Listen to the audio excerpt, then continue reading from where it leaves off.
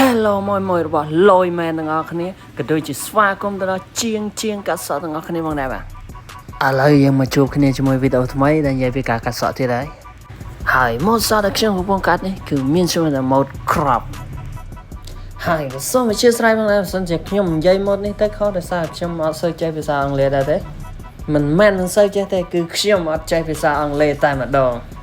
ចឹងហើយបើសិនជាខ្ញុំនិយាយទៅអត់ត្រូវសូមបងប្អូនកុំកាន់ខ្ញុំអីហើយជួយ comment ម្នាក់មួយផងដើម្បីកែតម្រូវខ្ញុំបាទនៅវីដេអូបន្តទៀតហើយដោយរាល់ដងអញ្ចឹងជាដំបូងខ្ញុំធ្វើការកាត់សក់ខាងលើមុនបន្ទាប់មកគឺខ្ញុំធ្វើការកាត់ខាងក្រោមហើយចំពោះសក់បងប្រុសផងដែរគឺវែងខ្លាំងមែនតើបងប្អូនដោយសារពីមុនគាត់ស្រឡាញ់សក់បែបវែងតែដោយសារសក់គាត់ធ្លាប់លាបពណ៌សក់បងប្អូនគឺថាសក់គាត់ស្អាតខ្លាំងមែនតើអញ្ចឹងហើយទើបគាត់មកសម្រេចចិត្តកាត់សក់ខ្លីតែម្ដង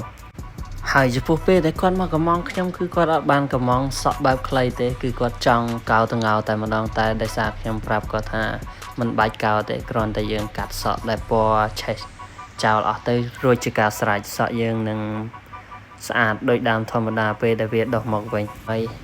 ហើយពេលដែលខ្ញុំនិយាយជាមួយគាត់រួចរាល់គាត់ក៏យល់ព្រមយើងក៏បានធ្វើការកាត់សក់ម៉ូដ crop នេះជូនគាត់តែម្ដងហើយបន្ទាប់ពីយើងកាត់ខាងលើនិងខាងក្រោមយើងមកធ្វើការសាប់ចុងចេញបន្តិចដើម្បីឲ្យវារាង smooth ចូលគ្នាផងដែរហើយបន្ទាប់ពីយើងកាត់ខាងក្រោមក៏ដូចជាខាងលើស្អាតបាតយើងមកធ្វើការផ្លុំចាប់ម៉ូដសក់ផងដែរហើយចំពោះការចាប់ម៉ូដនេះគឺខ្ញុំចាប់បែប spiky ម៉ូដ spiky បែបបះខាងលើដោយសារតែបងប្រុសក៏គាត់ស្រឡាញ់បែបបះផងដែរហើយសម្រាប់អ្នកដែលមានសរសៃសក់បែបនេះក៏ដូចជាតម្រង់ក្បាលដោយបងប្រុសក៏អាចសាក់កាត់ម៉ូដនេះផងដែរបាទហើយបើបងប្អូនចង់កាត់កុំភ្លេចតាក់ទងខ្ញុំបាទមានទីតាំងនៅក្រុងប៉ោយប៉ែតចឹងហើយសម្រាប់អ្នកប៉ោយប៉ែតអាចមកសាកទឹកដៃរបស់ខ្ញុំបាទហើយបើមានចម្ងល់ក៏ដូចជាចង់សាកសួរព័ត៌មានថែមបងប្អូនអាចឆាតចូល Telegram របស់ខ្ញុំបានហើយឥឡូវម៉ូដ crop ចាប់ម៉ូដបែប spiky របស់យើងគឺបានរួចរាល់ហើយបងប្អូនគិតមិនដែរកុំភ្លេចជួយ comment ម្នាក់មួយផងថា